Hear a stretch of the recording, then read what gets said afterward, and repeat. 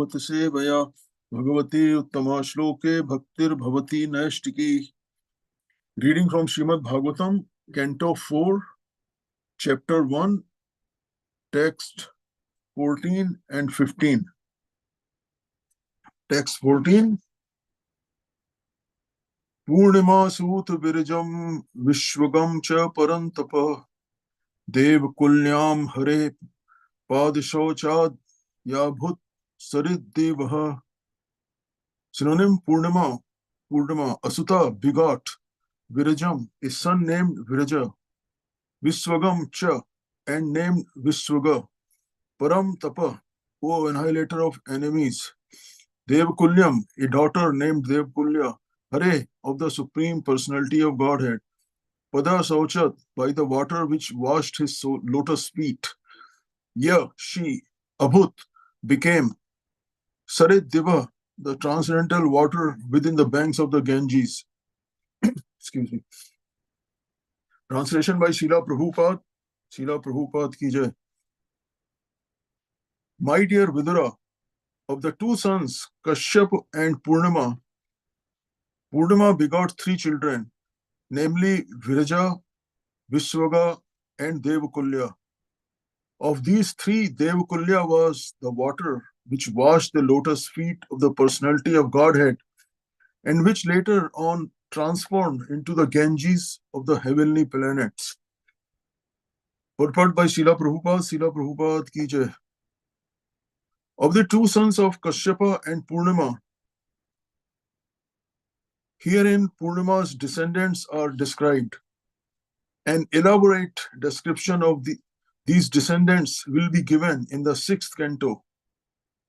It is also understood herein that Devkulya is the presiding deity of the river Ganges, which comes down from the heavenly planets to this planet and is accepted to be sanctified because it touched the lotus feet of the Supreme Personality of Godhead, Hari.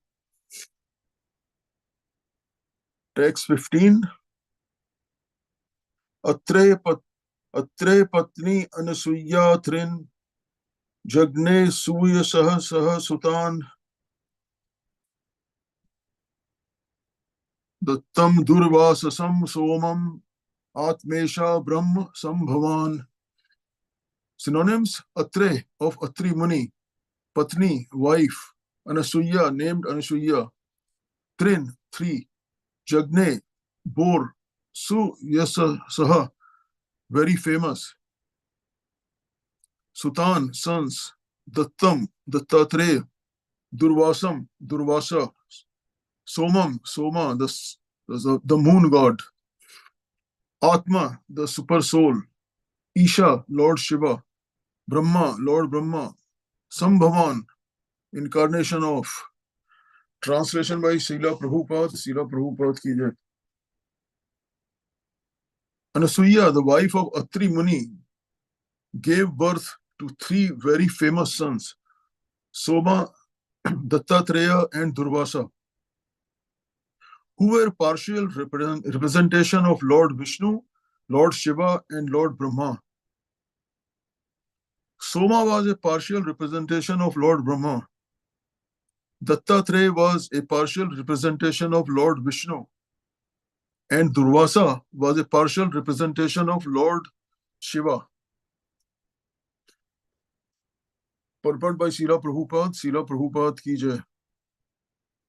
In this verse, we find the words Atma Isha Brahma Sambhavan.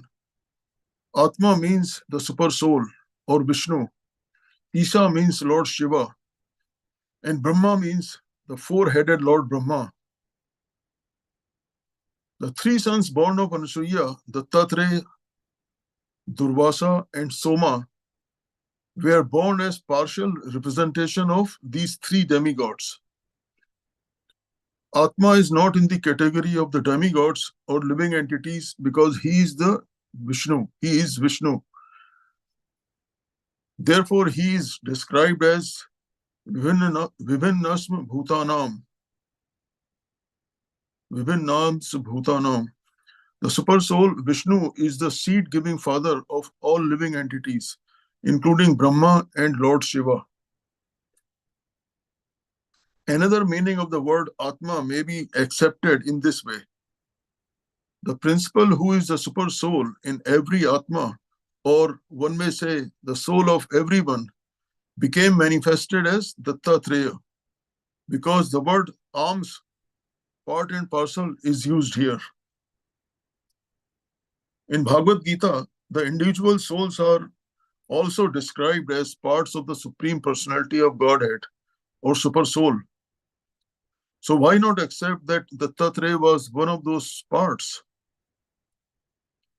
Lord Shiva and Lord Brahma are also described here as parts. So why not accept all of them as ordinary individual souls? The answer is that the manifestations of Vishnu and those of the ordinary living entities are certainly all parts and parcels of the Supreme Lord, and no one is equal to him. But among the parts and parcels, there are different categories.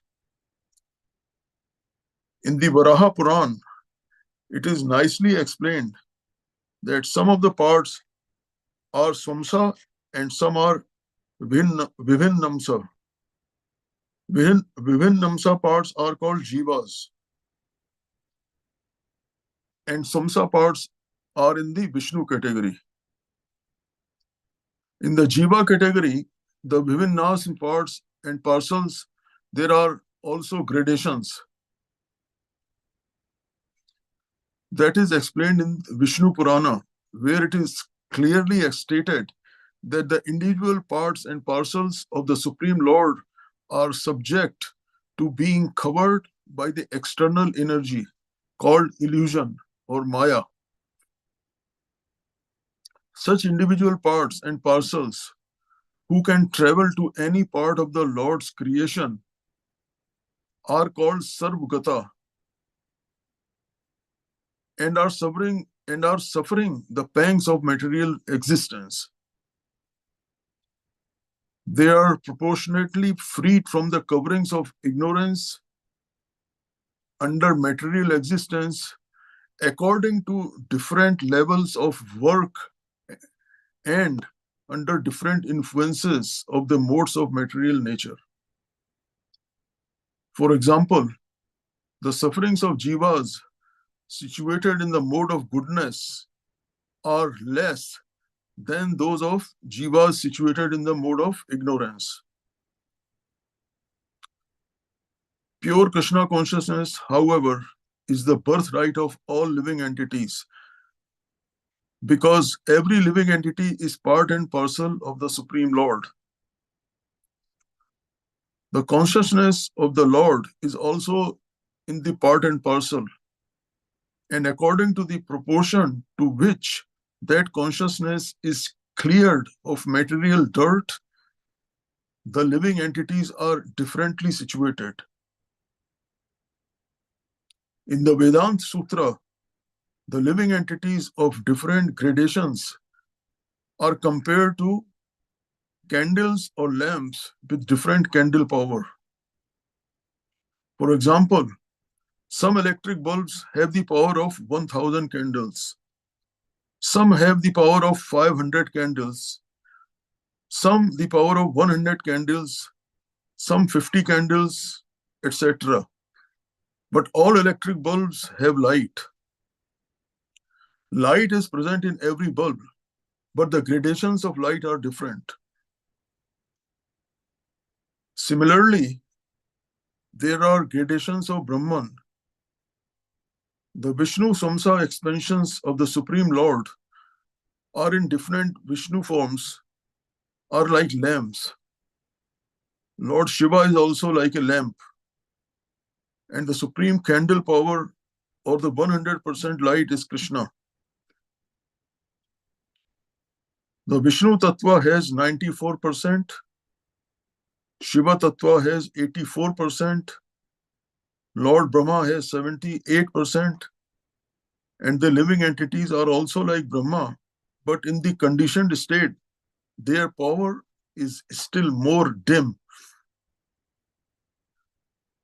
There are gradations of Brahman, and no one can deny this fact. Therefore, the words Atmesha Brahma Sambhavan indicate that Dattatreya was directly part and parcel of Vishnu, whereas Durvasa and Soma were parts and parcels of Lord Shiva and Lord Brahma. Namo Om Vishnu Padaya Krishna Prasthaya Bhutale Srimate Bhakti Vedanta Swami Iti Namine Namaste Saraswati Deve Gauravani Pracharine Nirvishesha Shunyavadi Paschati Deshatarine Jai Sri Krishna Chaitanya Prabhu Nityananda Shri Advaita Gadadhara Srivasadi Gaur Bhaktavinda Hare Krishna Krishna Krishna Hare Hare Hare Rama Rama Rama Hare Hare. I seek blessing from all the assembled Vaishnavas, and thank you very much for giving me this opportunity to purify myself by reading these Bhagavad verses. Please forgive me for any shortcomings or any of my personal interpretation. In the summary that I am going to read about these two verses. So the last few texts, beginning from text 1, have described the progeny of Swayambhu Manu, who is one of the greatest Prajapatis and also regarded as the father of mankind. As we have seen in previous text, the children of Swayambhu Manu became the progenitors of living entities and spread throughout the three worlds, as it is mentioned in these texts. Text 14 talks about Kashyapa and Purnima, who were the sons of Kardam Muni's daughter named Kala. Purnima begot three sons named Virja, Vishwaga, and Devakulya. Text 15 talks about the three sons of Anasuya, the wife of Atri Muni, who gave birth to three famed sons, Soma, Dattatreya, and Durvasa. Dattatreya was partial representation of Lord Vishnu, Soma was partial representation of Lord Brahma, and Durvasa was partial representation of Lord Shiva. Text 15 purport nicely compares the Vishnu Samsa expansions of the Supreme Lord in terms of candle power of light bulbs.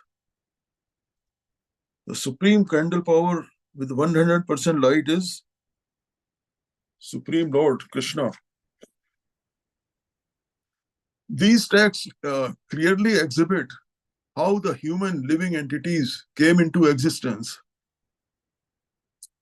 The higher living beings populated the planet with lower living entities like ordinary human beings.